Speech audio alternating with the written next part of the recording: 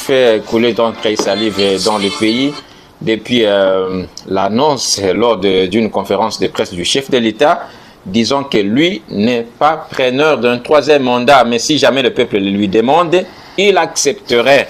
Alors, pour ce faire, il y a une démarche déjà entreprise par la majorité au pouvoir pour arriver à un changement de la Constitution. Maître, vous êtes avocat au barreau de Kinshasa-Gombe, vous êtes doctorant, vous avez un peu une connaissance élargie sur la Constitution.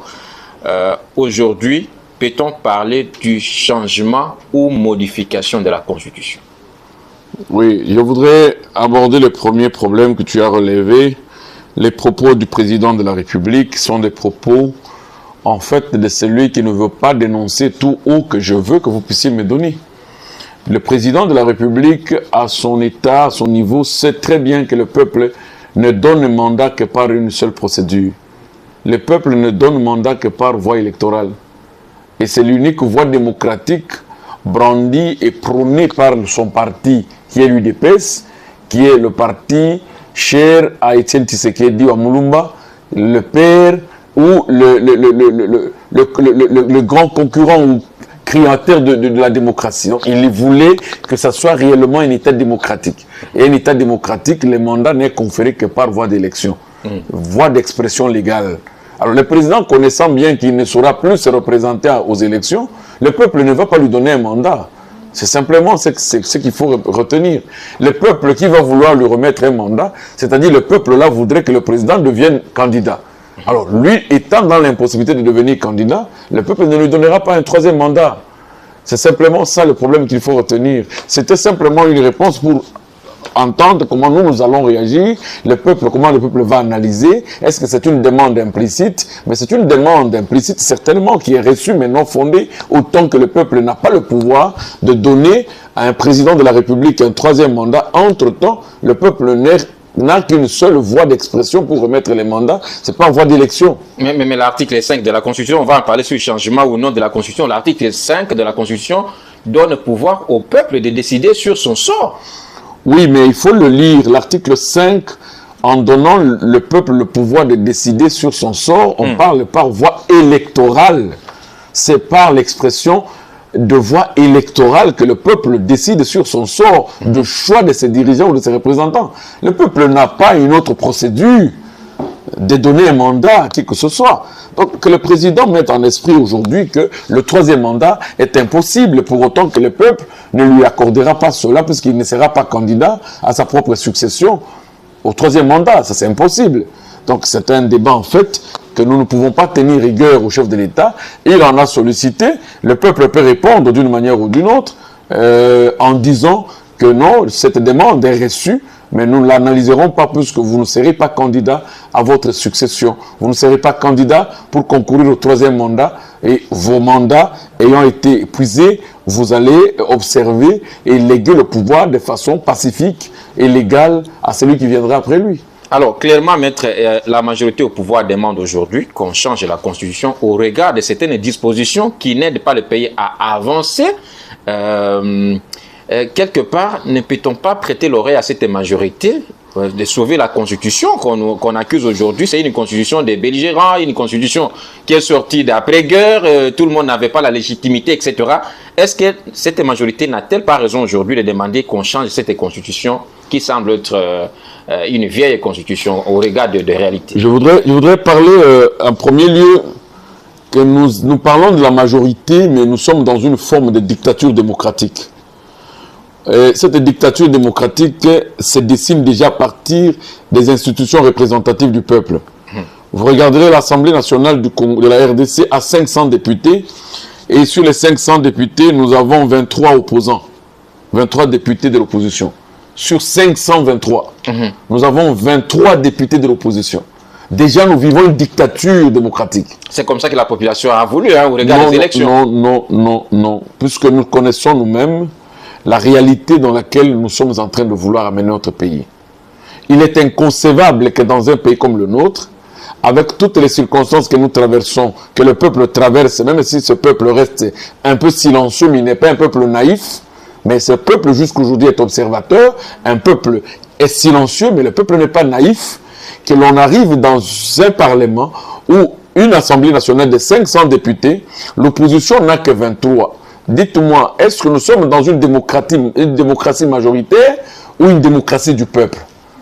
Donc, on ne peut pas avoir une démocratie majoritaire où on dit que le pouvoir appartient à la majorité. Non, le pouvoir appartient au peuple, qui du reste, dans les grandes questions, le peuple doit se sentir intéressé. Ce n'est pas cette démocratie, cette majorité qui va constituer une équipe de gens qui détournent la souveraineté populaire pour se faire une souveraineté dérivée. Non. En fait, c'est à cela que nous disons que cette majorité, c'est une majorité qui est infectée, en fait, de la dictature et de l'hégémonie où le consentement de la majorité est émoussé et corrompu.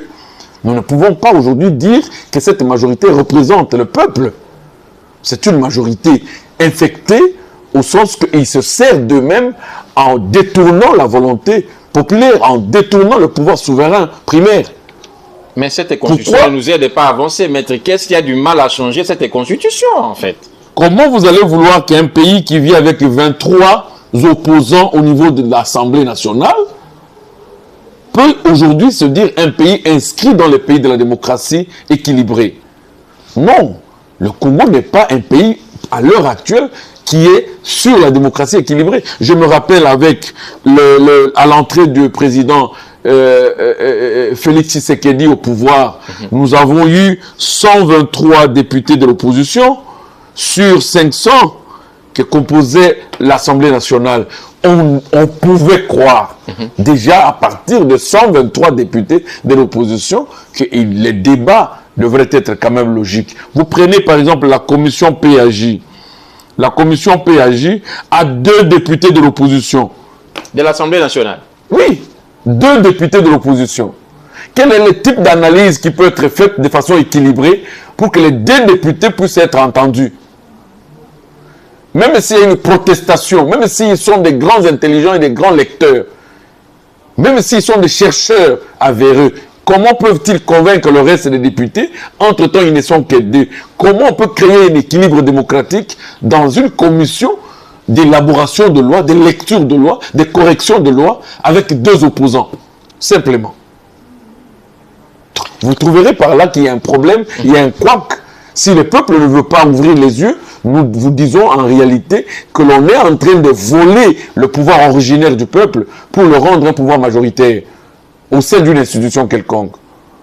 Par conséquent, le changement de la Constitution pour vous, c'est par là, c'est inopportun. Et c'est par là que je voudrais dire au peuple congolais, les concepts et les motivations qui sont en train d'être installés par le régime, de parler de changement de Constitution, ou d'une adaptation de la Constitution aux réalités actuelles, il faudrait que l'on puisse quand même réveiller l'esprit des Congolais. Quelle est la réalité actuelle dont on veut adapter la Constitution? Que tout Congolais se pose cette question. Je commence par là. La réalité actuelle, est-ce qu'on veut adapter la Constitution en inscrivant le nombre de buts que le Léopard vont inscrire dans le mondial? Est-ce qu'on veut changer la Constitution puisqu'on veut inscrire le nombre peut-être d'actions que poseraient les chefs de l'État? Quelle est la réalité actuelle dont on veut adapter? Et si aujourd'hui on veut parler que le pays doit avancer ou doit développer, quelle est la clause constitutionnelle qui bloque le pays? Quelle est la disposition constitutionnelle qui ne permet pas au pouvoir et au gouvernement de ne pas gouverner correctement? Nous avons la guerre à l'est du pays, mais la guerre nous coûte suffisamment d'argent. Ça, c'est l'un des exemples. J'ai besoin qu'en tant que journaliste, vous ayez cette réflexion, une analyse correcte. Regardez l'unique actualité dont on veut adapter. On veut adapter les constitutions par rapport à la réalité de la guerre. Donc, automatiquement, il y a un risque dans lequel le courant pour le salut du peuple, où je suis le coordonnateur national, nous nous insurgeons contre ce risque-là. Et nous brandissons ce risque devant le Congolais tout entier, afin que si cela arrive, qu'on ne nous dise pas que nous n'avions pas fait, qu'on ne dise pas que l'on n'a pas dit, qu'on ne dise pas qu'on n'a pas prévenu, qu'on ne dise pas qu'on n'a pas annoncé. les expansionnistes internationaux, les multinationaux sont en train de vouloir de ce pays pour faire ce pays leur lieu de botte, de recherche d'exploitation irrégulière de nos minéraux. Et l'unique manière pour aboutir à cette option, c'est de pousser le régime de Kinshasa à parler d'une adaptation de la Constitution. Et une fois adapté la Constitution pendant que le pays n'est pas unifié, le risque d'une fragmentation juridique. Puisque je dirais que le pays sera dirigé par un siamois juridiquement constitutionnel. C'est-à-dire un territoire avec des constitutions. Aujourd'hui, même ceux qui sont du côté de la guerre reconnaissent que le pays a une constitution. Et laquelle, c'est la constitution de 2006. Et une fois aujourd'hui Kinshasa sort une constitution de 2026, le risque, il est permanent. Il y aura une fissure juridique. Il y aura un siamois constitutionnel, un seul corps avec 2 membres, où il y aura 2 constitutions dans un seul territoire. Et cette fissure juridique sera suivie de l'ombre d'une guerre qui va simplement décréter des États dans cette République démocratique du Congo. Et nos amis qui nous ont enviés des siècles et des siècles vont réussir leur mission. Alors là, vous ne donnez pas raison au président Tshisekedi qui dit par exemple que si la guerre n'est pas encore terminée à l'est du pays, il n'y aura pas élection. C'est en raison. Nous ne sommes pas encore sur le sujet des élections. Si le président de la République voudrait bien que le pays reste un, le pays sur lequel son père s'est battu 3 décennies, le pays sur lequel les 13 parlementaires, les fondateurs de l'UDPS, ont perdu leur vie, le pays sur lequel les militants de l'UDPS ont coulé leur sang, le pays sur lequel Kimbangu s'est battu, Lumumba s'est battu à verser son sang pour ce pays à 35 ans, afin de lutter sur la liberté du peuple congolais et de l'Afrique en général. Le débat sur les élections ne peut pas avoir lieu en ce moment. Le débat, il est sur la récupération du territoire occupé. Cette question, le courant pour le salut du peuple soutient le chef de l'État. La récupération du territoire occupé constitue l'unique guerre, l'unique combat, l'unique stade de réflexion, l'unique analyse qui doit être dans l'État, la décision de l'État. En mettant les élections de côté, hein, parce que déjà, la CENI déjà est en retard par rapport à ces calendriers précédents. Nous ne pouvons pas rendre ce président qui sera élu illégitime, pour autant qu'il doit être élu par tous les Congolais. Le président de la République a reçu un mandat, il a prêté serment devant un peuple et devant Dieu. Ce serment, c'est un contrat qu'il a lié avec nous. Et ces contrats ne seront pas de façon unilatérale. Ce contrat seront par des principes déjà préétablis. À la fin d'un mandat, il doit respecter ce serment.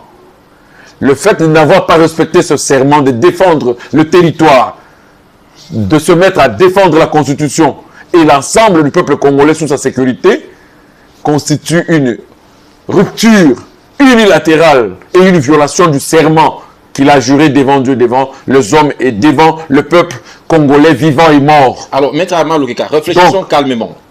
Nous avons la guerre à l'est du pays. Pendant ces temps, on arrive à la fin du mandat du président Tshisekedi. Tout en se luttant pour que la guerre finisse, il sort aussi l'argent qui va nous coûter plus d'1 milliard de dollars pour organiser les élections. Entre lui et ceux qui s'opposent à ce qu'il reste au pouvoir au-delà de son mandat, qui peut-on condamner nos populations? Le président de la République a des objectifs bien précis. C'est-à-dire remettre la paix à l'est du pays. C'est l'objectif dont il peut mettre au centre de toutes ces réflexions actuellement et de toutes ces communications. S'il est question de jouer à la stratégie pour voir quelles sont les méthodes, quelles sont les manières, quels sont le tact à implanter pour qu'il y ait la paix à l'est, le président ne peut réfléchir que sur ces. Et d'ailleurs, ouvrir même de tables rondes de réflexion pour réfléchir sur la question de l'Est. Une fois réussi, le président organisera les élections et il va céder le pouvoir à celui qui doit le succéder